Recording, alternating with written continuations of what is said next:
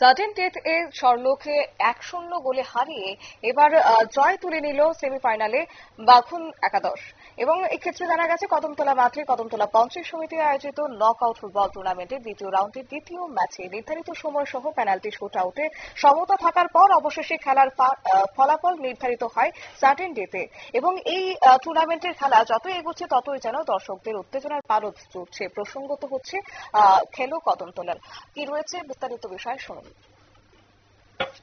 পৃথিবীর মধ্যে কোয়ার্টার ফাইনালটা অনুষ্ঠিত হয়েছে। তাছাড়া উত্তেজনা বলছি যে খেলাটা হয়েছে আজকে ভালো খেলা হয়েছে। প্রথমার দুই আপনারা শুনলেন তাদের বক্তব্য। অবশ্য খেলা গড়ায় ট্রাইব্রেকারে, সেখানেও 5টি করে শটের মাধ্যমে 4টি করে গোল করে দুটি দল। এরপর খেলা গড়ায় সার্টেন ডেতে এবং সেখানে 1-0 গোলে বাজিমাত করে দ্বিতীয় সেমিফাইনালে পৌঁছে যায় বাঘুন একাদশ। নিয়ে নিচ্ছে ছোট্ট একটি বিজ্ঞাপন বিরতির সঙ্গে থাকুন।